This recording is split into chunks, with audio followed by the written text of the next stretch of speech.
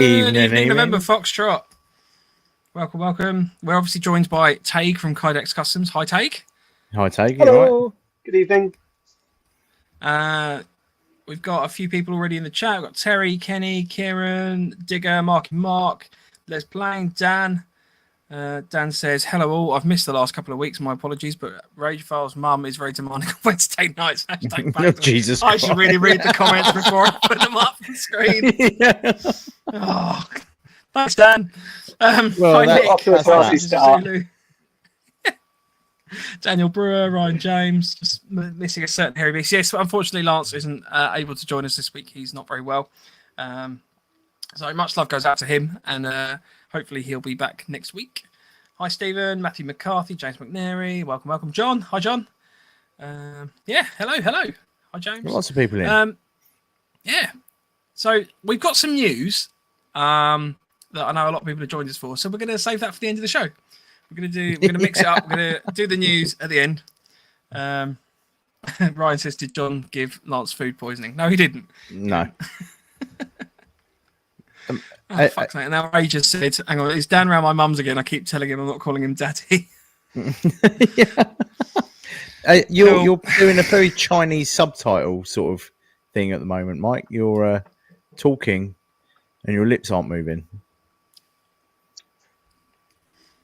That's how I roll. It's all lip sync. I'm actually just AI. I don't actually exist. Yeah, there is a massive delay. I genuinely thought he was just moving his mouth for a second. We'll roll with it. Hopefully it'll fix itself. But hopefully, yeah. No, we got him grinning like I don't know. I think the computer needs an update, to be fair, and I just need a new computer, and it's way too hot to run it. So we'll see how it goes. Excellent production value going on today's show. Taig, obviously we're going to jump straight in and chat to you. How are you? Welcome and thank you for joining us. Yes. You're more than welcome. I'm very happy to be here. I'm doing all right. We're doing good. We're busy and we're making lots of holsters. So that, as far as things go, that's pretty good for us. Yep. I mean, as a holster manufacturer, that's exactly what you want to be doing. So you obviously started Airsoft before you were manufacturing Kydex stuff and running your Kydex empire. Tell us about your kind of origins into Airsoft. It was very super samey and like the same as everyone else. It started, well, to be fair, I've been playing for 11 or 12 years now. And it kind of started a little bit before that with watching copious amounts of Scout the Doggy videos on YouTube. Who I think single-handedly is probably, gotten the majority of the Airsoft community into Airsoft, at least in the last 10 years. Mm-hmm. It was just watching copious amounts of that, bad action films, and I desperately as a younger man, longingly staring over the Just BB Guns website, going, one day I'll have a two-tone AG. And then fast forward a few years, one of my mates messaged me out of the blue and went, hey, I started playing Airsoft. Do you want to come with me? And I was like, yeah. Borrowed one of his guns, went down to my local site at the time, which was a site called Mad Dog Airsoft in, I want to say Bulldog, somewhere in East Anglia. Went down there, and that kind of became my local site when I first started, with a couple of two-tone guns and running around every other weekend whenever my mum would drive me there me and a couple of mates there to drop us off. And then kind of when we became old enough, mates used to drive, and I stupidly worked in the catering industry for the majority of my teenage years. So it was just like I never had weekends free, so I would get maybe one weekend a month off, and I would spend that weekend airsofting. And yeah, it's kind of there were a few years of driving around the country, playing at different sites as often as possible with a few mates that could drive, which is where I met Mike and Lance far too many years ago. And then after that, it was I always tell people my local site was the jail. I lived near Cambridge. I lived near Cambridge. They're over in Newark, so they're not very local. They're about an hour and a half away. But I still drove there as often as I possibly could, and I still drive there as often as I can now. And yeah, somewhere along the lines, I decided to start by making holsters. Really, Nice. yeah. I just remembered I haven't actually mentioned it to the audience. If anyone has a question for Taig at any point, please feel free to do so. You can whack it in the chat. You can just put a little cue at the beginning of it. It just helps me find it as we go. So I mean, I guess the main question I've got to start off with is why holsters? What kind of got you into that? Because I mean, that's kind of one facet of obviously quite a big range of products that you could go into. So it's a bit of a weird little kind of origin of it. It ties into I'd been playing for a fair few years, 6 years. Had a load of kit.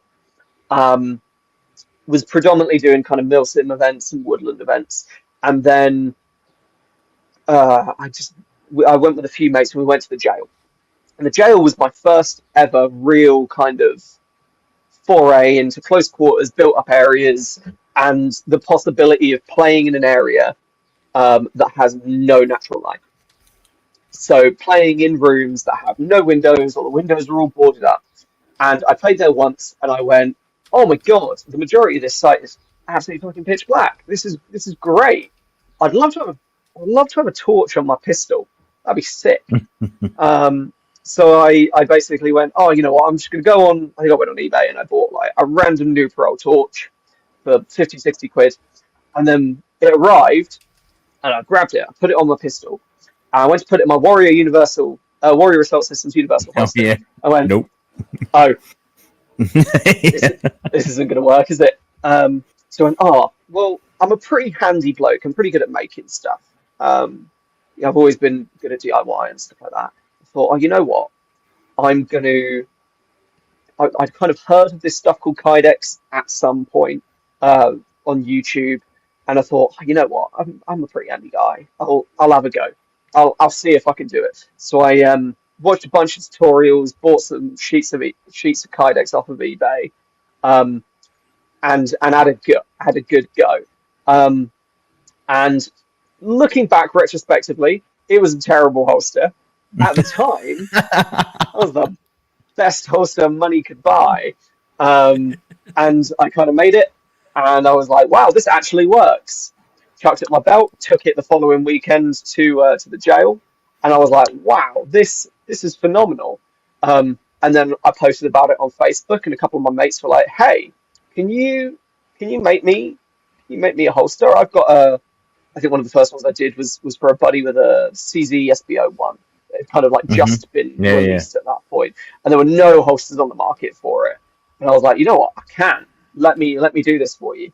And it was at this point I thought, "Oh, you know what? I better make like a Facebook page or something like that, because I don't really want people messaging me. I'll just make like a little Facebook page." So I made the Kydex Customs Facebook page, and that was the beginning of 2018. That was January 2018. This was also the time that I was still making these holsters in my parents' kitchen. I was using the kitchen oven to heat the sheets of Kydex, which don't do it. It's not worth it. There's horrible chemicals in Kydex.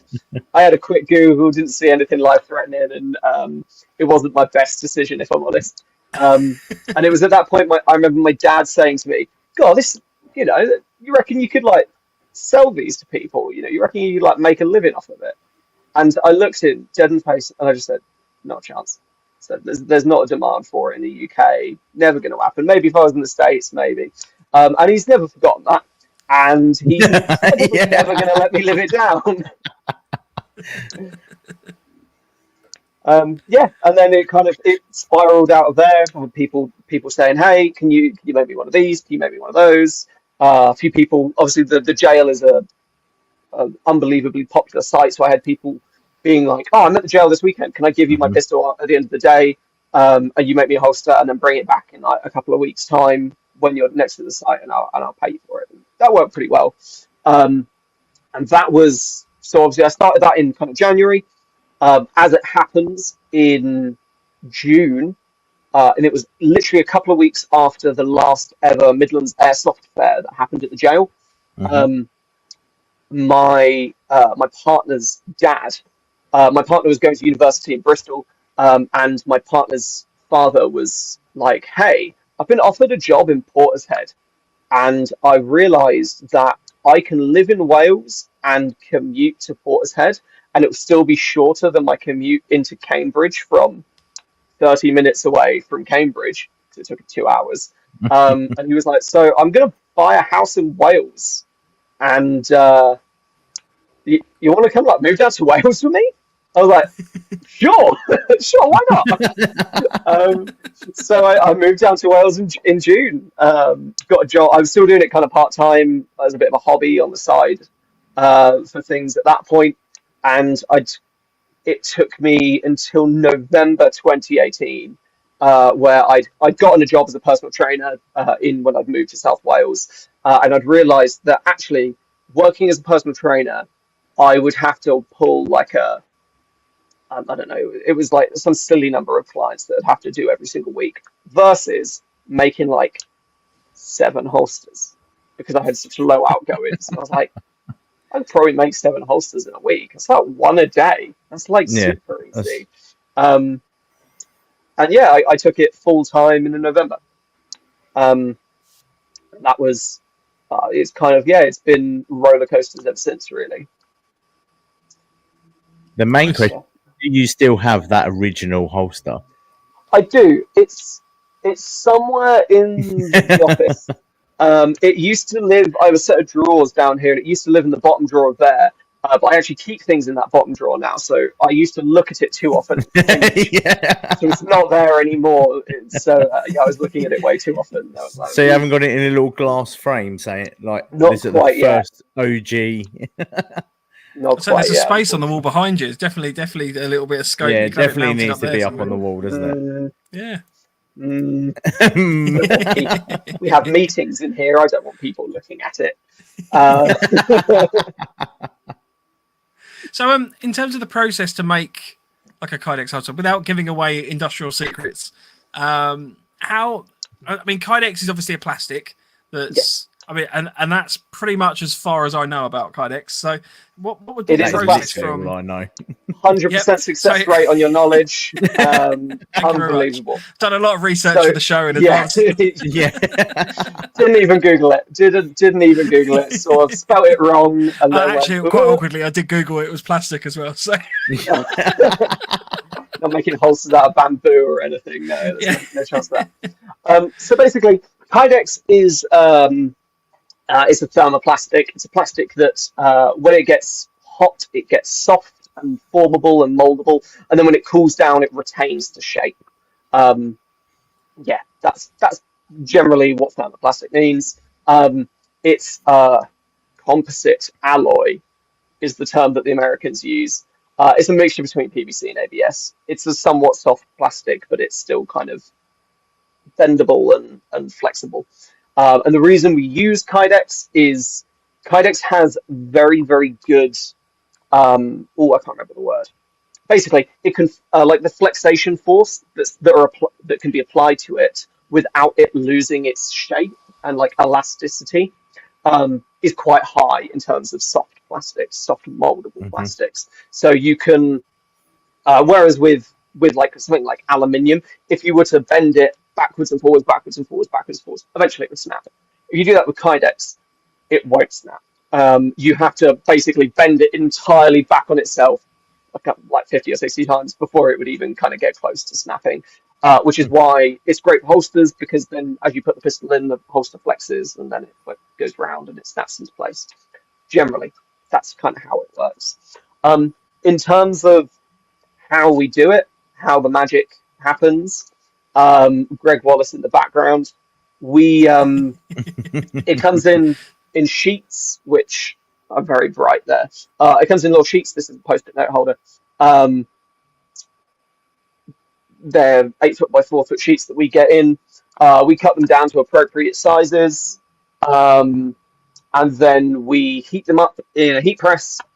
We put them over a vacuum forming mold that we design and machine in house. We vacuum form it, which vacuum forming is. You'd be surprised. This is my anecdote for vacuum forming. Do you remember open days when you were going to like your middle school or upper school or anything like that, and they had old Henry Hoover with a big thing that had like toaster elements, and you like put it on and the plastic drooped, and then you pulled the thing, turned the Hoover on, and it all sucked down. That's a very primitive form of vacuum forming. Ours, we don't do it that way, but that's the best way of explaining how vacuum forming works to people. Instead of, I don't know, an ashtray or a bookend, whatever it is that you're vacuum forming, it's the mold for a holster, which looks suspiciously like this. Suspiciously like one of these. Definitely not for an unreleased product. And it's just on my desk. I'm very well prepared for this. So it comes off like that. And then you will have basically what we refer to as a shell. It's like a 2mm piece of plastic formed in the shape of the mold. We then take that, we drill a couple of holes in it. We now slap it in the CNC, put it onto some fixturing, press the big green button. It cuts it out, it drills the holes, it's all good. We buff it, we heat up the middle, we fold it so it looks a bit more holster shaped. So it's all butterflied out. We fold it, it's a bit more holster shaped. We slap some screws in it, chuck it in the box, send it out. It's easy peasy, really. It's easy money. Anyone can do it. I don't know. Do you want Andy? Do you want to just bounce between those questions? Because I've got like a million written down here. I don't want to. Well, yeah. Monopolize the. No, it's one. I was literally, I was fascinated by the whole process. Yeah, well, that's the thing. That's why I'm very disappointed that you don't use Henry, though.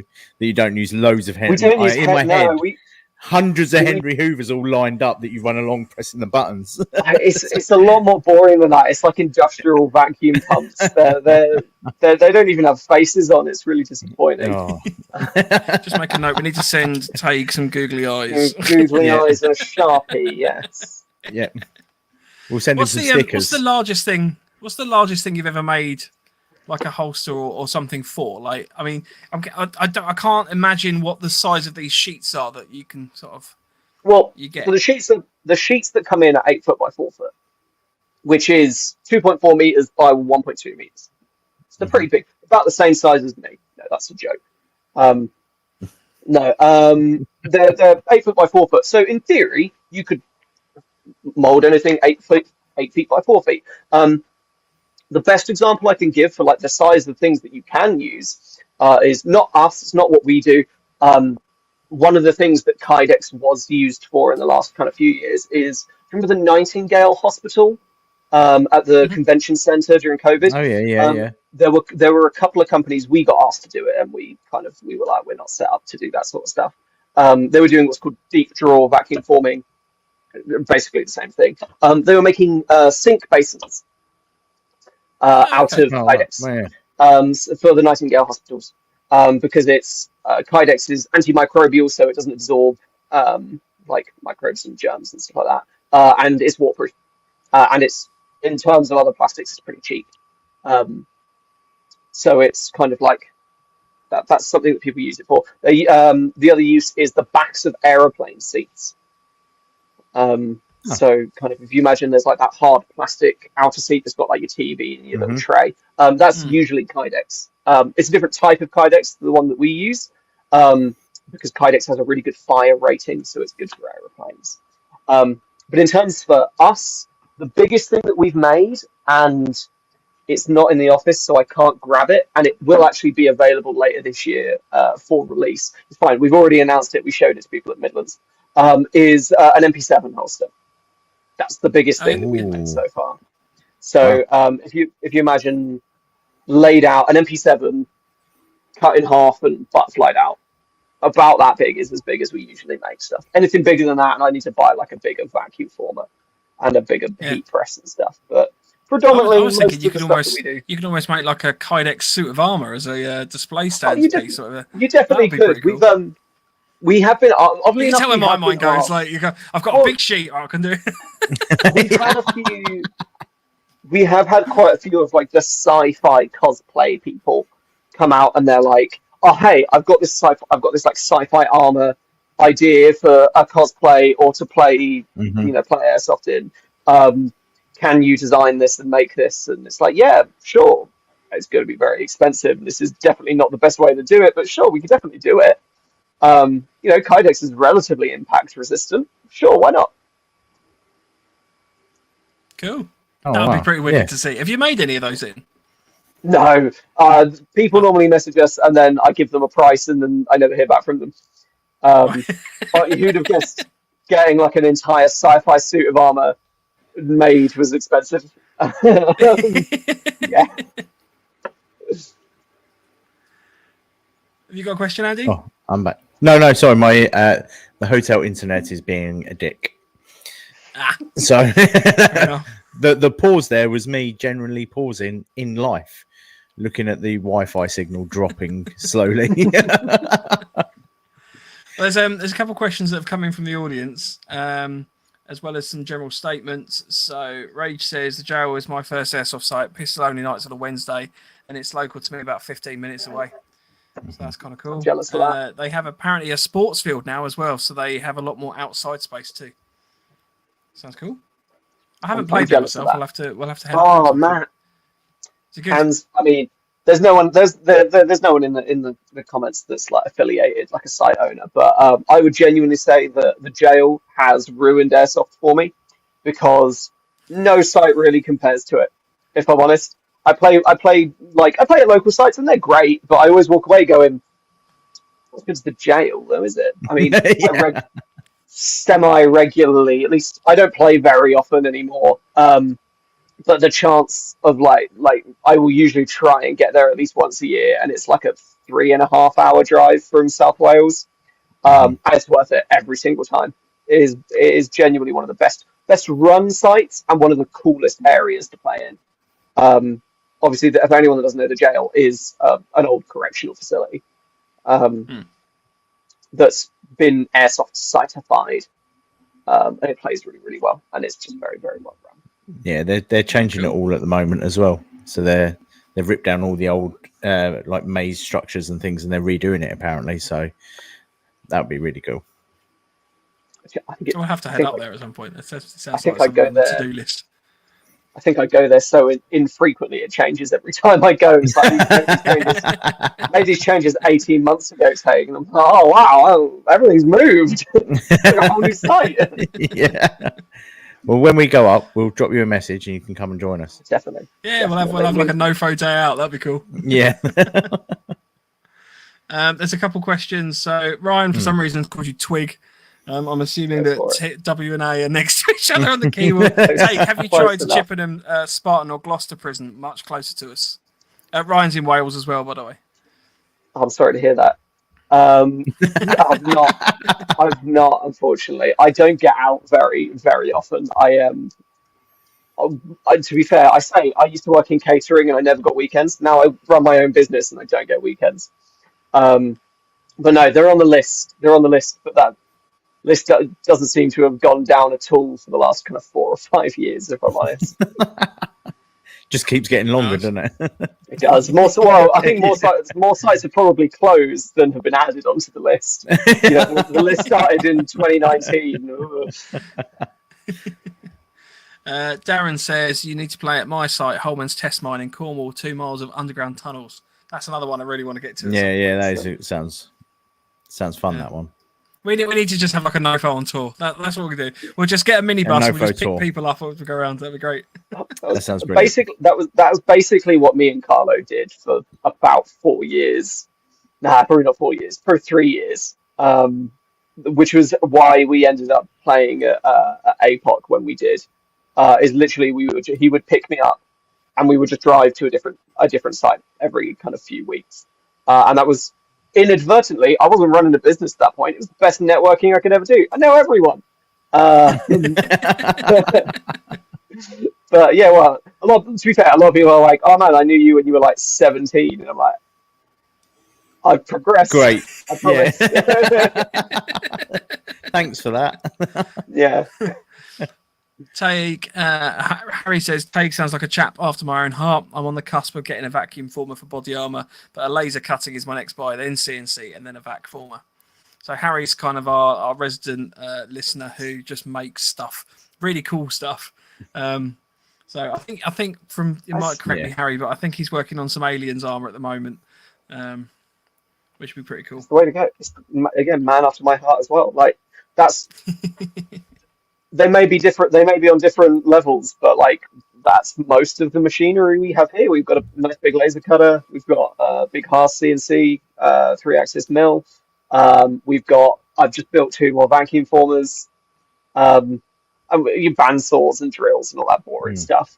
3D printers. 3D printers are so helpful for weird little things that we need in the workshop, or weird little stuff. Oh, I need a way to hold this awkward thing on a hanger. I'll just 3D print something, it'd be fine. Yeah. You can go a long way with a couple of good industrial machines. Pegasus says heading to the jail this weekend, definitely excited for it. Ryan's telling me off because it was an autocorrect. Sorry, Ryan. The problem is I just read the comments when they appear and it just amused me that it said Twig. Kieran says Chippenham is my local site. It's a good site. And Rage says Gloucester Prison is like a traditional idea of a prison. The jail is 3 separate buildings as it is an old open prison, James. Yeah. So yeah, Gloucester Prison is actually quite nice. As prisons go. As prisons go. Yeah. Well, it's not a prison anymore. It's an airsoft site now. Yeah. I still wouldn't want to stay Mark there. Says, Marky Mark says your first holster should keep it in a glass box like Iron Man's first arc reactor. Yeah, that's what I was thinking. And a little metal plaque on the outside, that'd be cool. Proof that Taig makes mistakes. We're all human, Taig.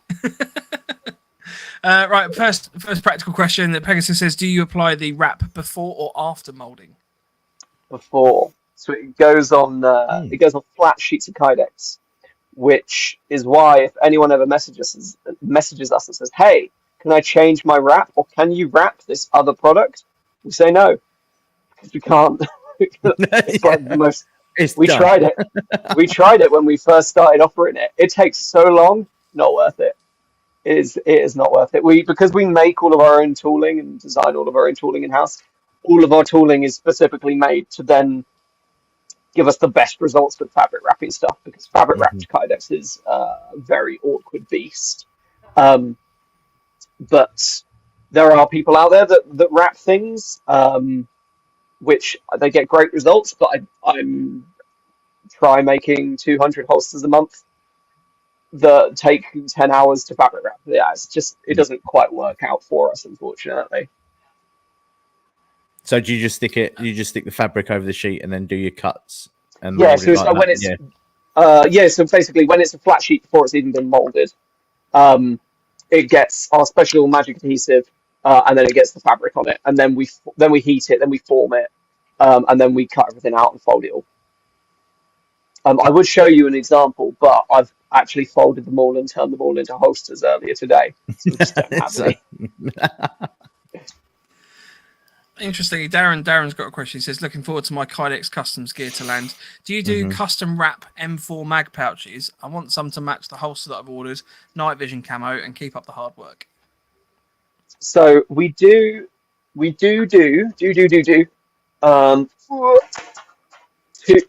parts of that. We do offer, I assume by night vision camo he means desert night camo, which is this funky, wonderful pattern that everyone loves. So we do that, and we do also do M4 mag carriers.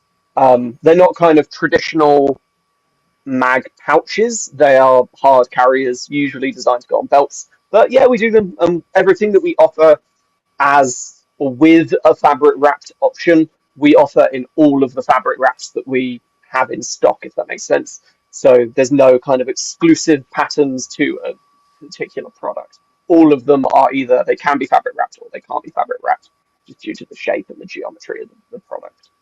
But yes, we do fabric wrapped M4 mag carriers, and yes, you can have them in desert mag camo. Cool. And it looks like you might get an order coming in this evening.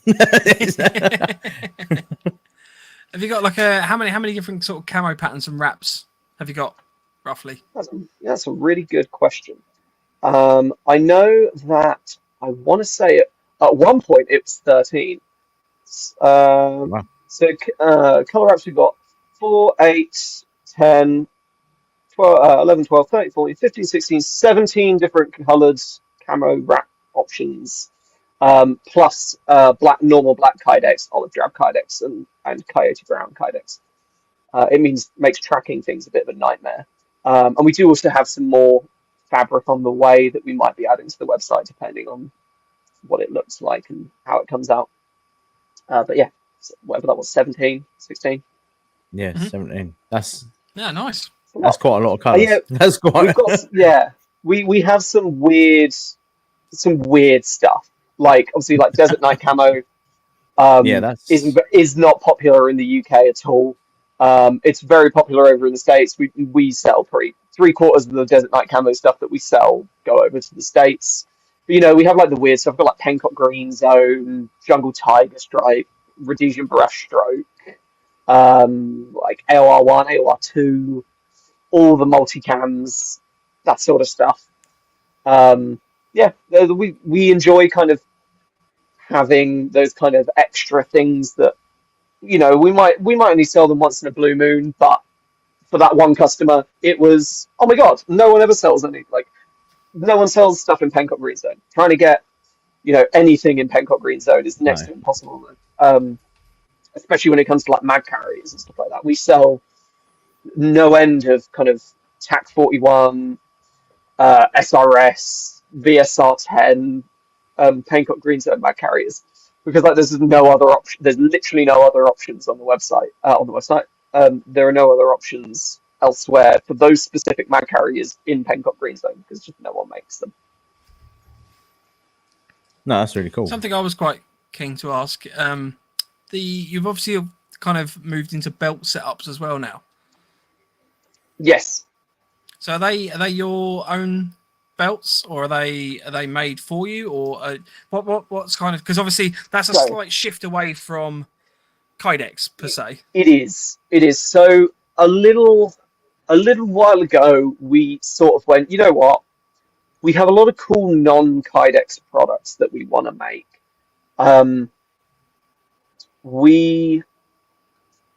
It started with kind of like SLS 3D printed things made of like PA12 nylon, not normal 3D printed things that are, much better injection molded equivalent sort of things. And we kind of went, oh, you know what? We could probably just kind of. No one seemed to care that it wasn't made of Kydex, even though we're called Kydex Customs. So we kind of turned around and went, oh, you know what? Yeah, we get asked about shooters' belts. What belt would you recommend? What belt do you guys use? What belt is in this photo? On like a daily basis. So we turned around and we said, well, what belt do we all run? And I had one of said belts, the company formerly known as FRV Tailoring. I'd had one of their belts for kind of since 2018, 2019 at that point, and it was holding up unbelievably well. Two of my employees also had their belts. They'd only had them for like a year or two, but they were still very happy with them. I'd briefly kind of spoken with FRV Tailoring in the past because we'd done a couple of bits and bobs for them, backpack liners and stuff like that, sheets of Kydex and a few other bits and bobs. I turned around and said, hey, would you guys be happy with us, stocking your belts? And they were like, yeah, we're more than happy to do that. And I was like, sweet. So we bought an unbelievable amount of their belts in.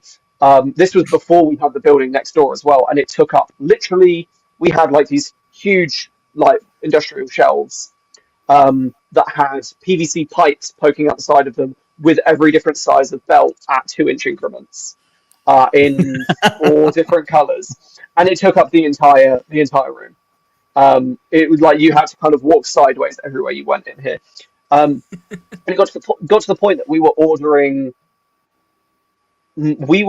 more of their belts than they were selling of their own belts, and they sort of went, oh, I was kind of like, oh, can we make a couple of changes and this, that, and the other? And they were like, yeah. And I said, oh, do you guys mind if we like brand them as our own? And they were like, yeah, I'm more than happy to do that. So like our belts are slightly different to their belts. They're basically the same. But ours are Kydex Customs branded. We say that it's made by the 2LE Manufacturing, now formerly known as FRV Tailoring. But we basically we don't hide it. I'm crap at sewing. You wouldn't want a belt that was made by me. I make some prototypes and stuff every now and then, and they're all crap.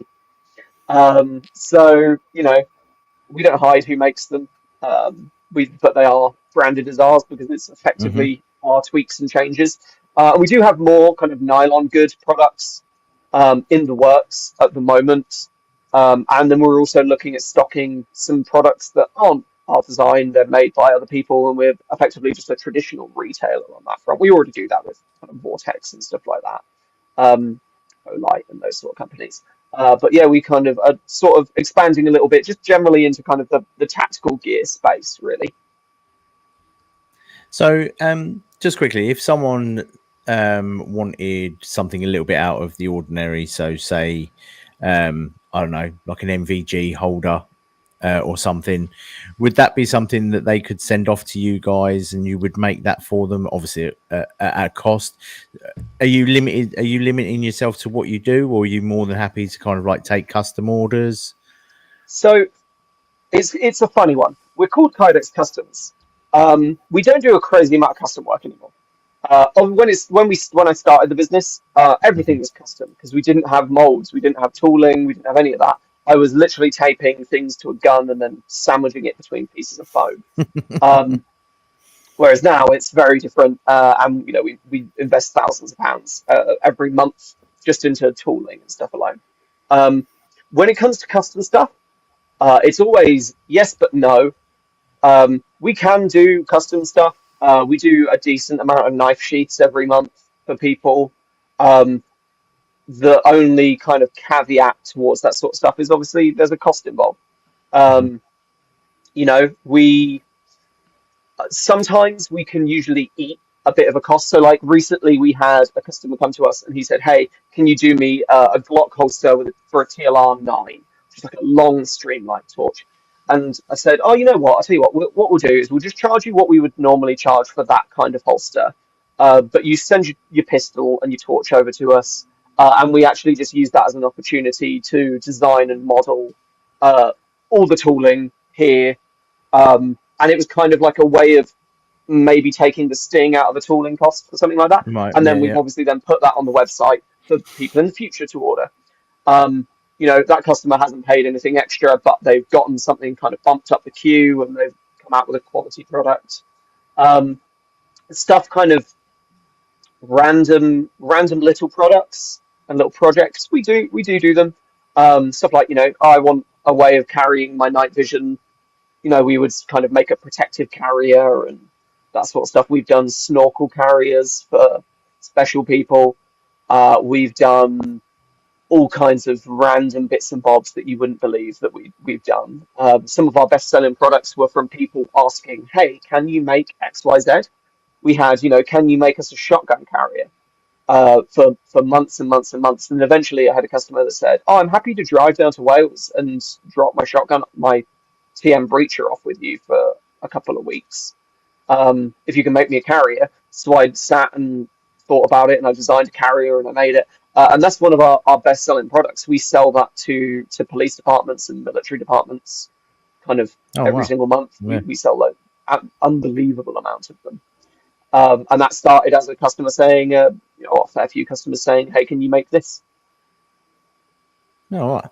That's pretty cool. You mentioned obviously you're obviously not just selling to airsofters because, I'm aware of this, but how much of your business is kind of split between airsoft and then real steel type stuff? I mean, from chatting to you before the show, I'm aware that you've got some cool, very, very secretive stuff that I don't know. I'd like to clarify. Taig didn't tell us any information about these in case there's anyone from anyone. The door gets breached, ropes come down from the ceiling. So basically, we're kind of a multi kind of channel business where we have some work comes in from police and military stuff. That's predominantly in the form of contracts and can you make, which we don't get to talk about. A lot of the time we're kind of stuck under, you can say you're making something for an Irish police department. Great. That's not, you can't really market that. Or it's like, you can say you're making something for an Irish police department, but you're not allowed to say what it is. It's like, well, that's so vague. You can't just put that out into the world. So we have that section. They tend to come in the form of either direct to consumer, so like an entire unit will place an order through the tendering system that happens quite a lot with the police. Or we do have like an official tendering contract, like we're working on a Ukrainian defense contract at the moment, which is obviously why kind of everything's a bit wonky on the website and our lead time is extended and stuff. So that's kind of one chunk of our business that we just don't really get to talk about. The middle chunk is kind of competitive shooters and like long range precision shooters. So guys doing UK 3-gun, long UK precision shooting, a bit of like long barrel pistol stuff. You'll notice that we do a fair few 22 pistol mag carriers and stuff like that. 15-22 shooting, that sort of stuff. And then still our main kind of section is airsoft. There is a bit of like bushcraft stuff with like knife sheaths, but that's kind of it doesn't make up a sizable amount. It's kind of we'll do one every now and then. The exception of basically Mora knife sheaths are basically the only off-the-shelf product we have for that kind of area. But airsoft makes up for predominantly airsoft stuff. There's probably 60% airsoft, 40% the other two. And then there is also OEM work sprinkled in there where we make products for other companies, but we don't get to talk about it. We've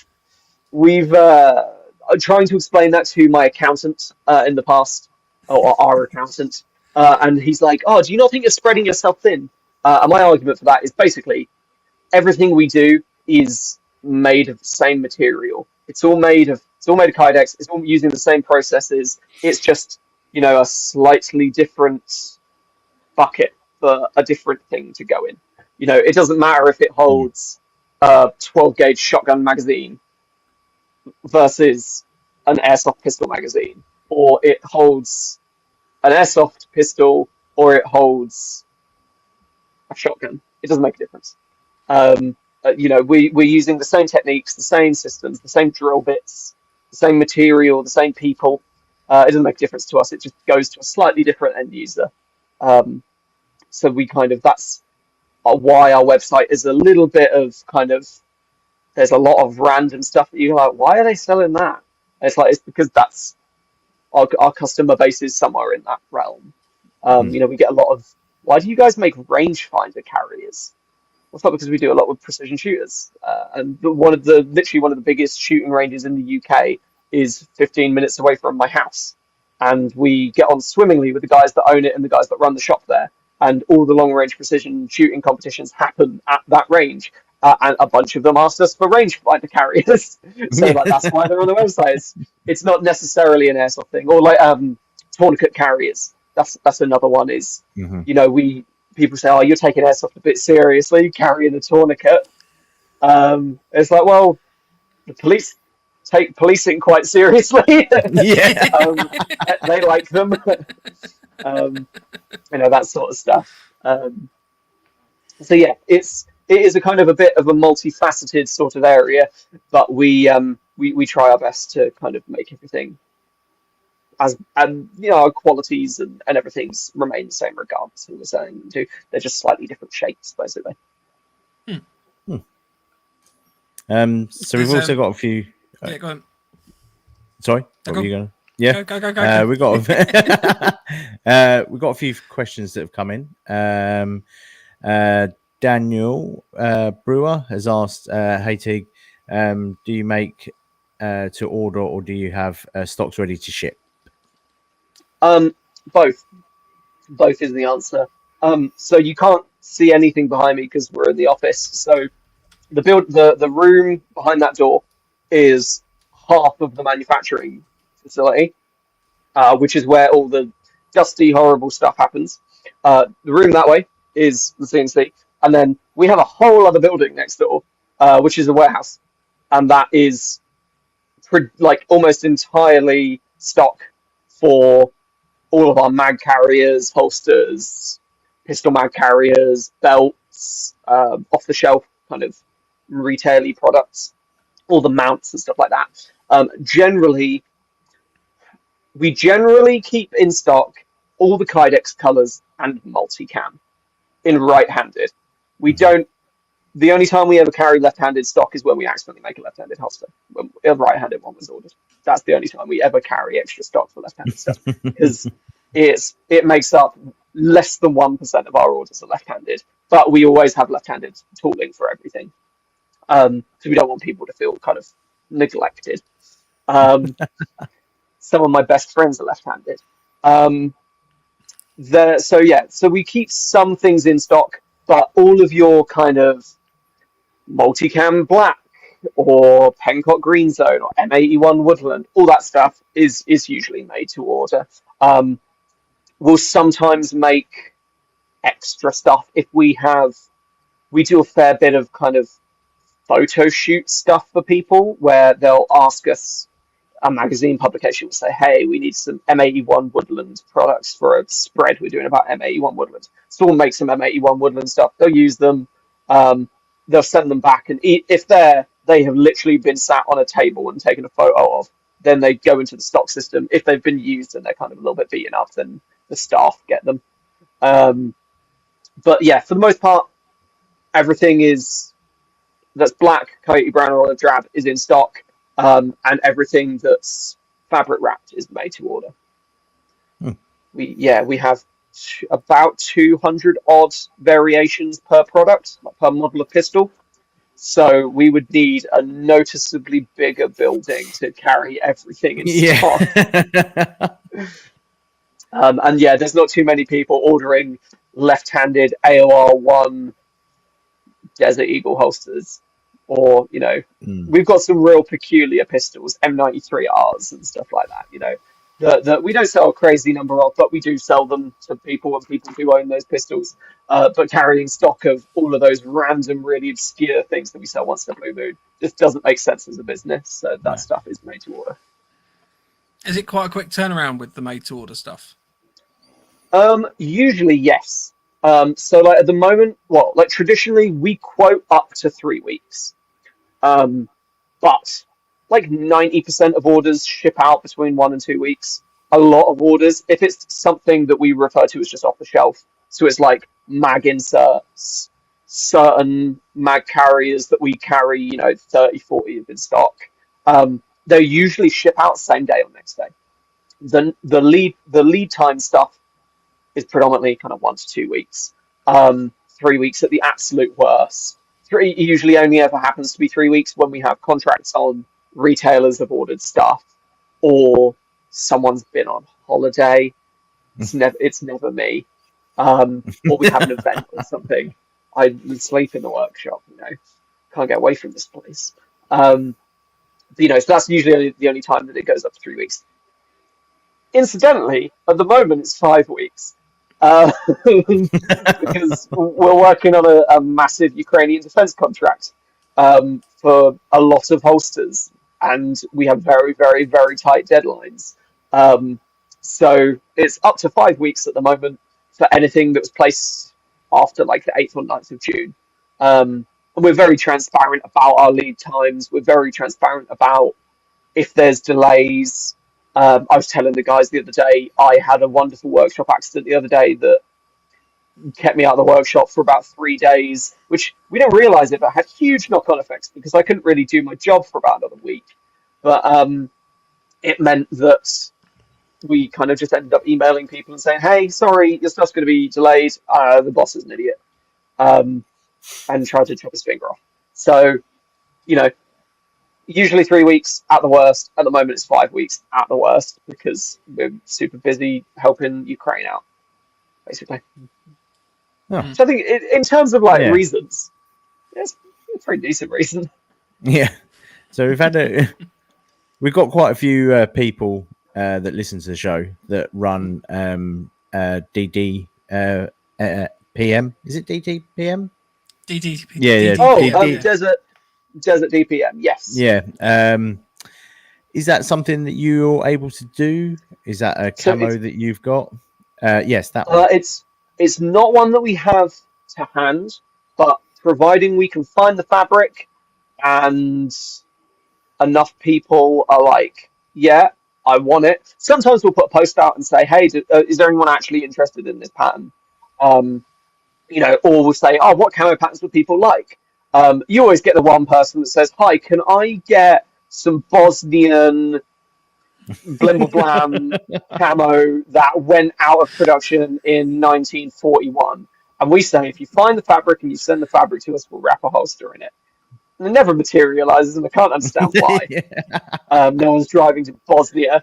But yeah, if you can find the fabric, or if any of our suppliers have the fabric, we'll do it. You know, luckily the fabric is usually the cheapest part of the fabric wrapping process. The adhesive is unbelievably expensive, and the man hours are unbelievably expensive. But yeah, with the exception of AOR2. AOR2 is £400 a meter. So wow. Yeah, it stings when we have to order more of that. Thankfully, it's not massively popular. But yeah, for like DDPM, if we can find a supplier for it, or if you guys have a supplier already in mind, or someone has a roll of it up in their loft, just bosh us a Facebook message or an email at sales@kydexcustomsuk.com, and we can sort out getting that sorted for you, basically. Nice and easy. Is it any fabric, or is it a case of a special sort of fabric? So, I mean, for example, if you I don't know, literally just found bricolage, say like just found a random bricolage. just putting that one out there. If I could find you some bricolage fabric, does it need to be like a certain type of fabric? Bricolage is a spoof product that was released as an April Fool's about the British Army. Oh, as in like terracotta bricks. Yeah. So I'm trying to find someone to make me a bricolage U-back. Because why not? Generally, as a rule of thumb, we go for like 500 denier cordura or 1,000 denier cordura. That's kind of like the material like your plate carrier is made out of. That's generally what we go with, simply because if it's TPU coated, which a lot of like waterproof fabrics are, like Bergen material, the adhesive doesn't stick to it and it just peels straight off. It's like cling film. And then if it's cotton based, we have done cotton based stuff with we got some custom cotton twill printed. It was World War II splinter tarn, which apparently is popular. We got some customers after that, where we basically got the fabric made, and the only place that could do it would do it in cotton twill, and it looks fine, but because it's cotton, you can't like singe the edges. You know, like if you hit a lighter on some nylon based fabric, it goes and it melts down and you can tap it. Cotton just burns, so you just kind of end up with a sort of weird looking, kind of slightly frayed holster most of the time that you can't really clean up. So generally we say cordura or like any kind of nylon based fabric, which for most camos is about, it's usually available somewhere. Or if you really, really are desperate for something, you can pay to get it made. It's not awfully expensive, but it's expensive for a one-off for us sort of thing. No, fair enough. That's cool. That actually leads on to Ryan James's comment. How much time do you spend on R&D, and how do you decide when a new pistol comes out if you make a mold for it? Mold, I'm guessing. Big fan of making molds. The molds. So, I'm lucky enough. R&D is almost entirely my job. That's the part of the process I really like. After you've made 6,000 holsters by yourself, making holsters is a bit boring. So I kind of got a bit interested in CNC machines and R&D and lean manufacturing and CAD and CAM and all that fun stuff, all those buzzwords. And generally, there's a few kind of reasons. One of them is we get a lot of people asking for it. If we have, 15, 20 people say, hey, can you make us a holster for whatever, shotgun, M870. And we go, yeah, no, I think I could, yeah, I look at it and I go, that's not awful, that's not a horrific shape. We can probably make a holster for that. That's fine. The other one is, like I said before, if a customer is happy to send it to us, and I think we will get orders for it in the future. That's stung us a couple of times, but for the most part, if I go, oh, I reckon that we'll sell that in the future, we'll say, post us your pistol, or we'll buy the pistol, or we'll buy the torch, or whatever. Torches is a bit of a pistol is much easier for us to do. Because we're cross-compatible with all of our torches, so all of the pistols that we make, all the light-bearing holsters we make, all accept the same torches. If we just had one that fit a random torch, it would be amazing. So from that point, it's basically, yeah, I think we'll sell those. And then the other side of it is we have people that say, I would like this, price is no object. And we say, sure, that's great, we'll sell them to you at the normal price, but you've got to order like 15 or 20, and then people just come and place an order with them. Sometimes we will look at something that has just been released that's like shit hot, and we'll go, we need to buy one of those. But really, we tend not to jump the gun. I mean, like we jumped the gun with the last time we properly did it was the CZ Shadow 2, which I want to say was like 2019. I think, yeah, I'm pretty sure it was like June, July 2019. We haven't done it since, just because you never know what gun is going to be popular. Really, like we've had some models that I've been like, that is going to be a bestseller. We're gonna sell loads of those as soon as we release it, and we'll sell like a handful. And then we have other things like the Chiappa Rhino that we made on a bit of a whim, because we were like, it looks pretty simple and straightforward for us to make. We'll make a Chiappa Rhino holster. I think a couple of people had asked for them. We made those, and we sell them by the bucket loads, and especially over to the States. We ship loads of them over to the States because no one makes Chiappa Rhino holsters. So yeah, it's not a particularly straightforward answer, unfortunately. That seems to be my go-to at the moment. But yeah, I do all the R&D, and it's sort of guessing stuff. I mean, who'd have looked at the AAP01 and thought that's going to be the best-selling pistol for the next 3 years? Hate it. Yeah, who'd have looked at that? Yeah, no I really like the Makita set. It turns it into a drill. Oh, right, yeah. I'll be honest. That's if I was to buy that, that would be the selling point for me. Just because I think it would be a really cool LARP item to be like wandering around like, and then just with a high vis on and a tall belt. Yeah. But other than that, yeah, I would agree with you on the front. Yeah. So I had a question in terms of your holsters. Why are you better than other holsters? Because I know that you and I had a bit of a Facebook tete-a-tete about, because I quite like the Black Hawk Serpa, and I know why you don't like them, and I get it. I do get it. Why are yours better than other people's? So hang on, I'm grabbing a talking point, but I can't get it off because it's on a stand. There we go. Here's a talking point. So there's lots of reasons. If you're feeling patriotic, they're made in a dungeon in Wales. Actually, we say they're made in the UK now. I used to say they were made in England, and then I moved to Wales, and now they're made in the UK. So I don't want to put a dragon on it. You can't drive 50 metres down the road in Wales without seeing a dragon.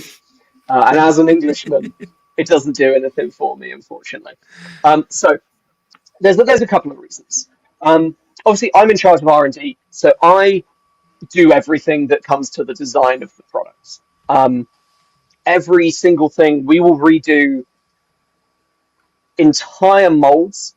We'll do this entire thing again, which is, tying up a £50,000 machine, a few £100 in machining plastic, hours of my time to redesign things, to move something 0.25 of a millimeter. We're basically offering the best possible product that we can make, and we say that on the website. I don't agree with this is the best product. We make the best product. We are the best. Everything we do is the best. And you'll see on the website that we say these are the best products that we can possibly make, because they are. And you know what? When we were making them 2 years ago, they were slightly different products, but at the time, they were the best products that we could possibly make. It doesn't mean that they're worse products. It just means that at that point in time, they were at the limit of our capabilities. And the same is true now. We're constantly updating and redoing designs. Even if something isn't a massively popular seller, but we then look at it and we go, I could improve that if I just do that. I'll do it. And then, we'll pop any extra stock we have in the discount sales clearance section on the website, and we'll just update it. And it might not be the best business decision, but it's a better product than we could make yesterday, and it's a better product that we can offer the customers. But apart from that, it's things that we bake into the products. So especially our Pro Series holsters are like our all singing, all dancing holsters. They fit torch. They fit, well, the light bearing ones fit torches, but they don't just fit one torch. They'll fit 2, 3, 4, 5, 6 different models of torch, especially the O-lights. They're constantly bringing out new models that have to change things. So from that perspective, they're like that. We build adjustable retention into every holster that we make. Pro Series wise, the bare bones ones don't have it, but all of the Pro Series stuff have adjustable retention, so you can tighten it and tweak it and fiddle with it and get it so it's just right. So like, if you're really into like the speed softy side of things, you can have it super light so it only just holds your pistol. You can draw lightning fast, or if you're a Milsim player, you don't trust your holster and you go, oh no, I want to tighten it way down in case it falls out. Not that it will, but they want that little extra bit of security. All of our holsters are RMR cut in case you want to put a red dot on your pistol. It's not a massive, for things that don't have it out the box in Airsoft, it's not a huge thing, but over on the real steel side of things, milling a slide to get a red dot on it is pretty common practice. More Airsoft pistols are offering it as an off the shelf, out the box solution, but it's something that we want to cater for. We do a lot of, we refer to it as like common sense design. We realise that common sense ain't that common, but it's stuff like when I'm not going to torch here. I work in the construction industry. I don't believe in common sense. Yeah, common sense doesn't exist. But it's little things like when we design this bit of the holster, we make it so you can't poke your little booger hook into the holster and pull the trigger while it's still in the holster. You would be shocked how many holsters we get sent photos of or see when we're out in the field or anything like that. But there's just like a dirty, great big inch gap down the side where you can just go, Airsoft, who cares? But you translate over to being an armed response officer or a counter-terrorism officer. You don't want that happening. And stuff like that. We also cut these to be a certain place to make sure your hand fits.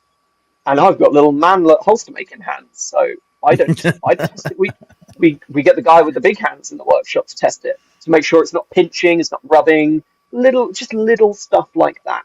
From an Airsoft perspective, our pistols are predominantly Airsoft spec. Predominantly. Some Airsoft pistols are real spec. Some of them are not. So like Glocks, for example. Back in the day when I started playing Airsoft, if you had a Glock, you had to do some sort of mental agility to work out what holster you wanted to buy to fit your Airsoft Glock 17, because the Glock 17 holster doesn't fit. Versus us, we just went, we'll just make it a Glock holster and it will fit. You're like this. Glock 17, Glock 17L, Glock 18, Glock 19, Glock 20, Glock 22, Glock 34, Glock 35, Glock 43, and Glock 43X in like one holster. And that's not including torches. Yeah, that's So like that sort of stuff that we can just bake into the holster. So we go, oh yeah, we could probably, if we move this or add this, we can make it do something else. And because we're sat here designing it and we're listening to customers and we're in the trench practitioners of it, we can change things. That's kind of I'm not like a big toot my own horn stuff, but like, we get told, or I see quite often, oh yeah, they're just an airsoft company. If we were just an airsoft company, we probably wouldn't be doing stuff for cool people that walk around with the big black things over their faces. And we wouldn't Designing be winning. things to hold tubes. Designing things to hold tubes, nondescript tubes. Yeah, like we wouldn't be, if we were just kind of a run-of-the-mill kind of generic airsoft company, we wouldn't be doing defense contracts and stuff like that. And it's, we put our kind of, it's cool stuff. We put a lot of heart and soul into it, and we're very, very competitive here, and we like to think that we're doing the best we possibly can. And to answer your question that you actually originally asked, server holsters are gross. There's a reason no police department lets anyone use them. Enjoy shooting your own buttock off. There you go. That's fine. I get it. I do get it. We had this chat ages ago. I'm not going to open it up. Yeah. I will. Talk I did come round to your way of thinking. I do get it. I do understand. I have spoken to like the guys that are in charge of like procurement for police departments, or like guys that train counterterrorism officers, and we'll just sit there and just nerd out about how awful server hosters are. Or like we spoke with he was yeah, I can talk about it. It's all good. We spoke with a guy. He was in charge of kit for the army, and he basically said that when they swapped over to the radar holster, which is the current issue Glock 17 holster for the army, there was a spout. There was about 6 months where the old stuff was getting phased out and the new stuff was getting phased in, where there were constantly people having negligent discharges, and the amount of people shooting themselves in the foot increased by like 1900% or something, some horrific statistic like that, where it's like, well, maybe we shouldn't put the button where the trigger is. I don't know. What do I know?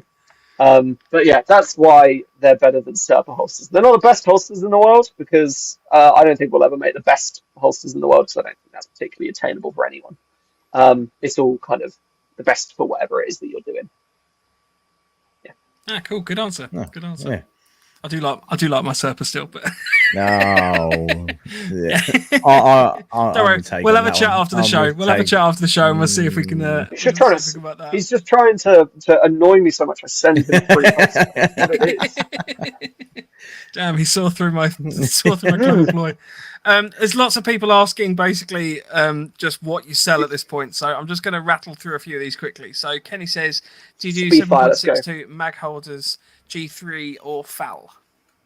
7.62, yes. It's 7.62 NATO. They fit SCAR, M14, FAL, all that sort of jazz. G3, not at the moment, but we've got a G3 mag in the workshop. Just no one's said they were happy to order like 4 or 5 of them. Basically, they have stupid things on the side that mean that they don't fit our normal 7.62 mag carriers. So yes and no. Okay. Yep. There you go. Adventures of Zulu says, do you do a holster for the HK VP9?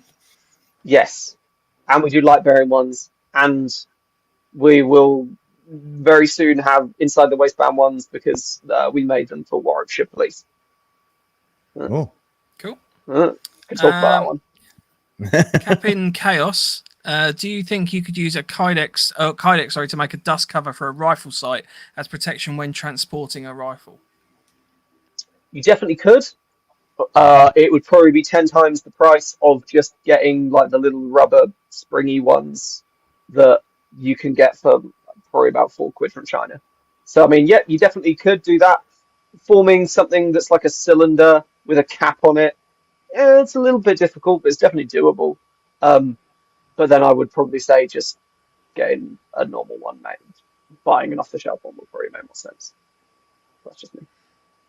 There was another question from somebody saying, are there any plans to make belts and webbing sets? But they've just taken their question back because they've actually just looked at your website now instead. So there's that one.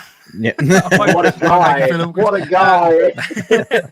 Ryan says, do you have to request a specific mounting option? Oh, sorry, go on. Would that also have been the person that was late to the live stream? Was that? It would be, yeah. It might have been. I saw that comment. Ryan says, do you have to request a specific mounting option on each holster like Safariland or Black Hawk, or do you drill all holes? Ryan. Boom. So, here we go. I know what Ryan did at the end of that. Let's carry on, go on. Yeah, we'll ignore that one. We'll ignore it. Okay. So we developed basically like a modular T-piece system. Oh, I forgot my.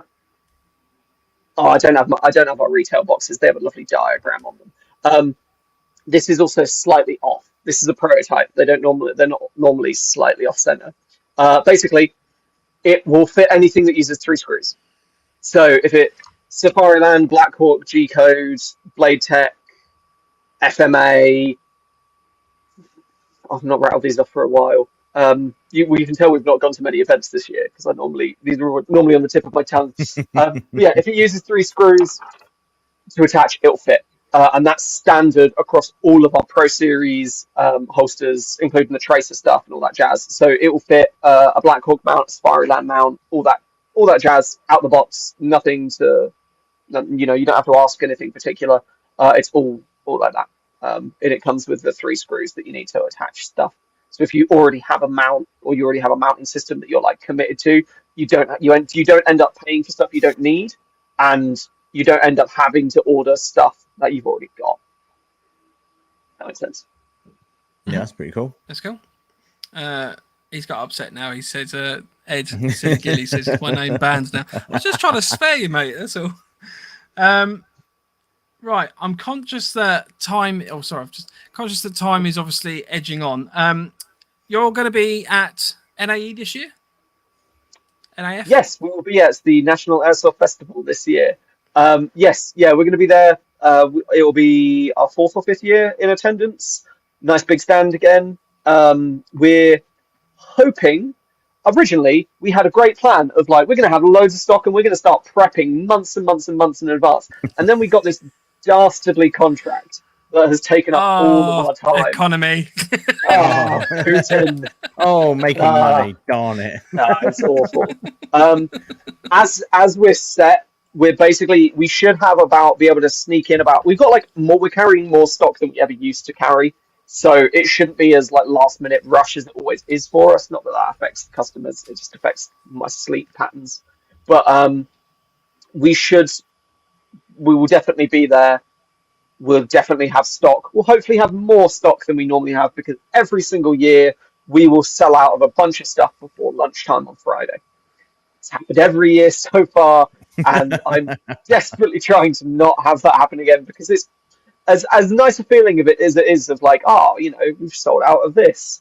We sold everything that we bought with us for X, Y, and Z. It's really crap to turn away like 30 people because they say, "Oh, we've got Mark 23 hosters." We're like, "Oh, they're all gone, son." Like, they went on Friday by like 11:15. Oh no, sorry. Oh, yeah. So in theory, we're going to bring loads more stock with us, providing we keep on top of contracts stuff. And yeah, can people pre-order with you? So could they if they want, if they just basically what we would say is, if you just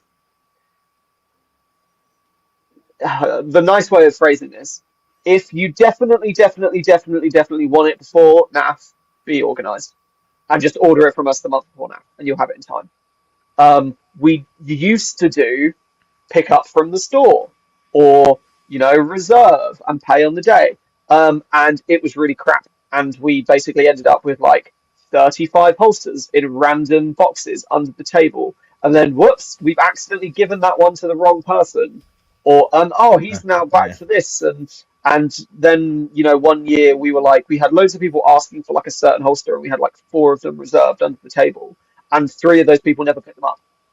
And it was like, well, we've turned away selling those 3 things, so we just don't do it anymore. Basically, we'll occasionally do it for people that like we know will definitely turn up, like yourself or Ed from Mr. Silly Gilly. He's picked up stuff from us in the past. Because we know that if you say you'll turn up, you'll definitely turn up. But for kind of our average day-to-day customer, we just say just order it in advance or come to us Friday as soon as possible, and it should be there. Especially this year. Fingers crossed this year. It should be done. Yeah. Yeah. You shouldn't sell out everything. Awesome. Right, well, we'll roll into the news. So it gives us a bit of time after the news. If anyone's got any last-minute burning questions, feel free to do so. In the meantime, if you want to get in touch with Kydex Customs, you can obviously do so on their website, which is on the screen now. So KydexCustomsUK.com. Go give them a chat. Obviously, if you're going to go to National Airsoft Festival, obviously bump into Taig and the team as well. Give them a little shout out. Say hello. If you get the photo with them, post it on our Instagram as well. Give us a tag. That'll always be cool. I don't know. I'll come up with some prize. If you get the best photo, I don't know. It'll just be entertaining. It'll just be entertaining. That's what we do on this show. We just get our audience to try and ambush harassment. Right, let's roll into the news because I know a lot of people have been waiting for this evening. So let's go. I take my gun and I go pew pew pew pew. News. Did that work properly? It didn't seem to. Well, that was such realistic sound effects. I only got news. Oh, well, we got news. Yeah. So I guess the main bit of news this week is we've got something exciting that we're doing. So ready, Andy? Yeah. That's so loud. There we go. We're going to be doing our own event. We are launching our own November Foxtrot event. It's going to be called the introduction or the intro to Milsim. This is not a full Milsim event, just to clarify straight off. This is it's almost like a training day, I guess the best way of placing it. We're going to have a barbecue. There's going to be included in the ticket price ration packs that you get to have a full ration pack. It's a full day event, so you're there from all day and then camping overnight. We've got professionally trained instructors on site that will be providing 3 different seminars. So you'll be kind of working in a bit of a round robin going to each of the seminars. We're also going to have a battle sim as part of that as well to put some of that training and the like into practice. So that should be quite good fun. Bit of a social in the evening. Test equipment as well. So if you're thinking about getting a hammock, there's going to be a hammock set up for people to try out.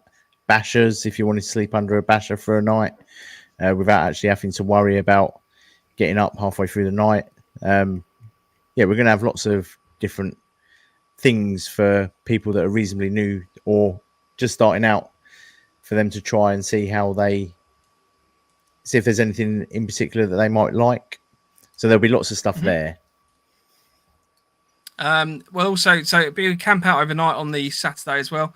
And then on the Sunday, we get to have a lovely chat in the morning. We might even throw some breakfast in if we can wangle that through the.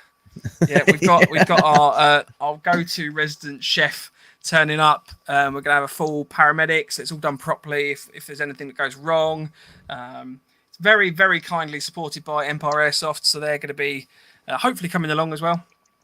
So if you want to go and have a chat with them about buying any bits and pieces. So if you're interested, there'll be a raffle. There's a raffle, Waffle. We're doing all sorts. We've basically taken all the exciting bits of all these events that we've ever been to, and we're like, we want to do that. Hopefully, if you are interested, full details are on our website. There's a booking procedure that I spent my entire weekend trying to work out how to do because I've never set that up before. So that was fun. The ticket prices will be £50. We hope we've kind of made that as fair as possible, but we've got some outlaying costs. There'll be 2 portaloos. I get to buy Portaloo. Never ordered a Portaloo before. That's exciting. The little things in life. It's the little things for me. There's going to be goodie bags as well for when you turn up. So hopefully it's worth the £50. We've tried to pitch it as reasonable as possible. Any profit that we do make off of the show, off of the podcast, for fuck's sake, I got so excited about talking about it. Off of the event, basically is going to be running into the podcast. So just sort of try and cover the costs of the stream. Yes, nothing goes in our back pockets at all, which is very disappointing. Yeah, I'll still stay broke. That's the methodology that we started this by, and we'll be sticking to that. Definitely, 100%. And if it's popular, then we'll be looking to do it again in the future. It's located, thank you, Adventures of Zulu. It's located on a private site near Lingfield Racecourse.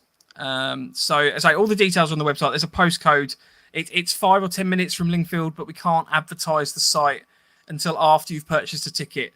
As part of the terms. It sounds a bit weird, but it's part of the terms of us being allowed to use that site. Promise it's not a lay-by. Yeah, it's not a lay-by. It's a service station. It's a proper nice little woodland site. Really, really nice place to go. And we've been very fortunate to be allowed to use that as well. So, yeah, if you're interested, we're going to be doing more of a Q&A on it next week if anyone has any questions. In the meantime, there are tickets available. It has been open already for the last couple of days to the Buy Me a Coffee subscribers because we want to just say thank you for those people. Hopefully in the future, we might be able to do discounts through the Buy Me a Coffee memberships as well. But it just isn't feasible at the moment because we have no money at all.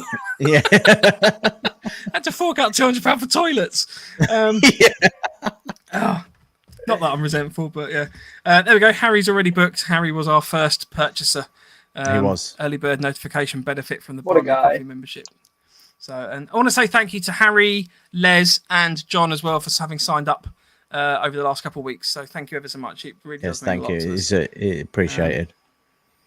And so yeah, I think that's So full details on the website. News. It is very exciting. We're very excited. I genuinely can't wait. The stress for the last 2 weeks has been. As soon as we got the date sorted, I was just like, let's just do it now. Let's just shout it out. Yeah. And they were like, no, you have to wait. So. Yeah.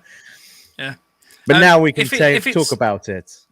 Yeah, if it proves to be successful, we'll be hoping to do something again next year. This is the first. Well, I say it's the first event. We did run something slightly similar a long time ago, as a bit of a test bed, where this is the kind of the premiere. This is kind of hopefully the start of something, which would be exciting. So yes, yeah. So there you go.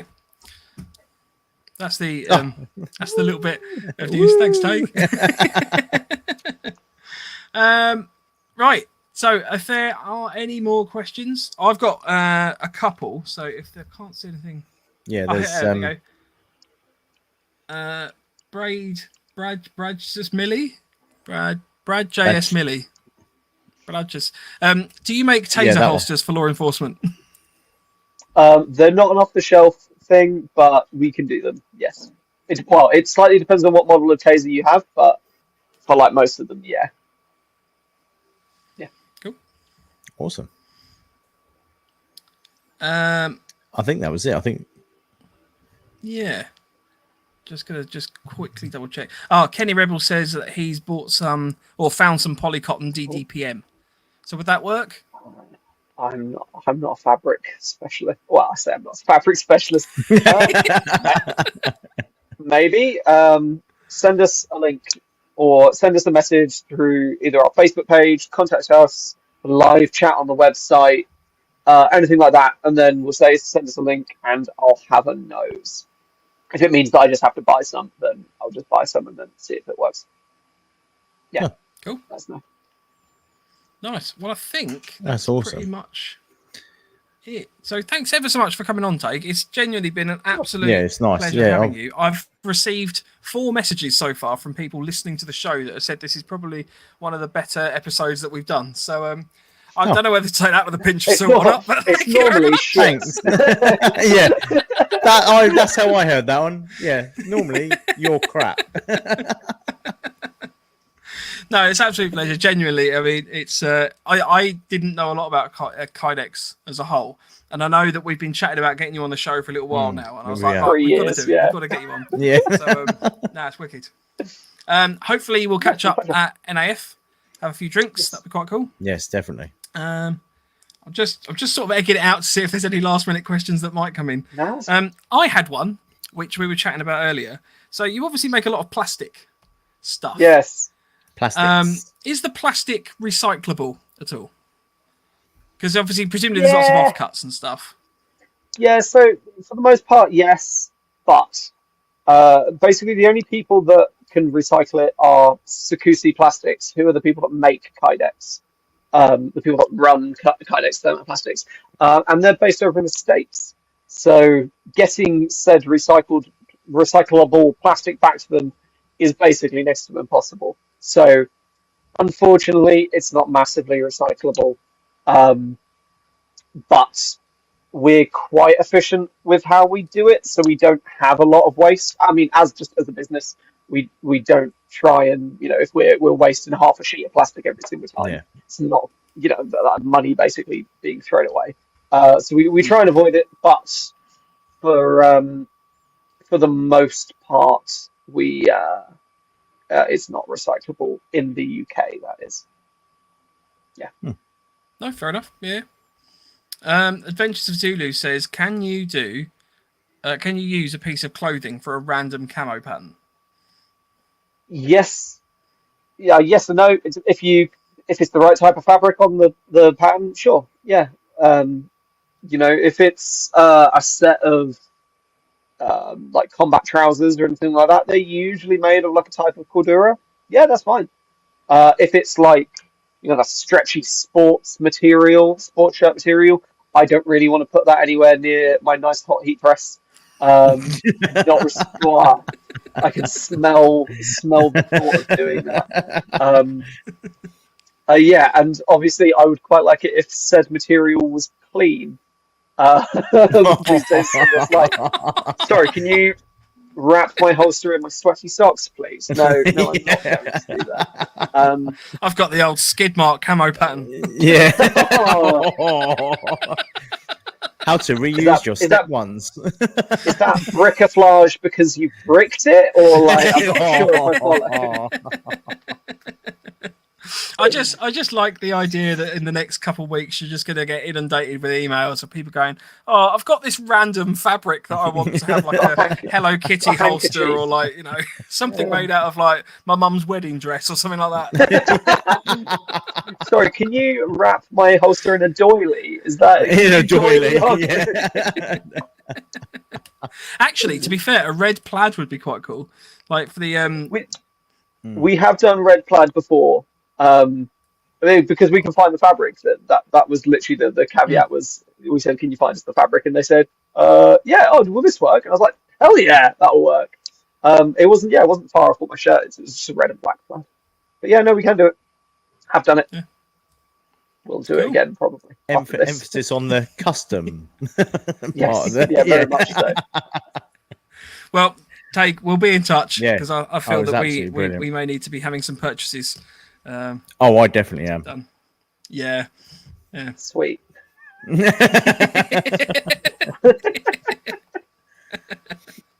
Nice one. I just want to say as well, thank you to Daniel because he's just joined the Buy Me a Coffee, and I'm apparently still a horrible Daniel. Police prisoner. So no worries. He's the worst. Right, so next week we're going to be doing a Q&A. So if you have any questions in the meantime, please throw them at us. No doubt people have a lot of questions about our event. Happy to answer those. There was another question about where is it being held. To say Lingfield Racecourse is the nearest kind of key landmark feature. Yeah. So there's all the details on the website. So if you go on our website, novemberfoxtrot.com/ .co.uk. I can't even get our own website right. /intro-to-milsim.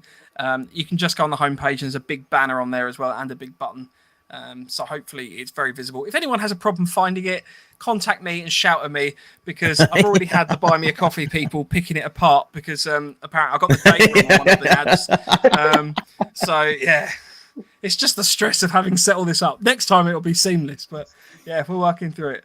In the meantime, if you want to get in touch with us, you can do so on our email of nofochat@hotmail.com. Our Instagram is @November_Foxtrot_NoFo, and our website is novemberfoxtrot.co.uk. Just a reminder, if you want to get in touch with Taig and Kydex Customs and show them some support with your lovely money, then go to kydexcustomsuk.com.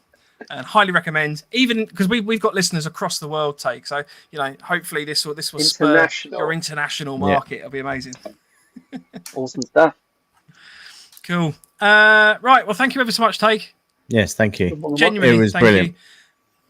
you. And we have some closing words. We always like to close the episode with a bit of closing words. So I was gonna give Taig the opportunity to just any closing words you want to have before we go. The closing remarks. Go and buy server holsters. And yeah, I'll do. That's fine. I love it. Nice Yeah, one. perfect. It's not quite dad advice, but yeah. No, it's excellent like advice. It's excellent advice. Yeah. Oh, actually, don't buy server holsters and threadlock your screws. There you go. That will probably cover about 65% of my emails. That'll do it. Cool, nice one. And one very last thing, because I just realised I forgot to mention it. There's only 30 tickets available for our event. So if it does sell out quickly, I apologise. We can't have any more because we physically can't fit that many cars on the site. There's only so we two are loose. capping it to 30. Yeah, and one of those is already gone. So and there's only 2 loose. Yeah. So much money on Portaloos. Anyway, we will see you all next week. Yes. Wednesday, 8 p.m. General Q&A. We'll see you then. Always on time. Say goodbye, Taig. Say goodbye, Andy. Bye, Andy. Stay NoFo. We'll see you, Lou. See you soon. Bye.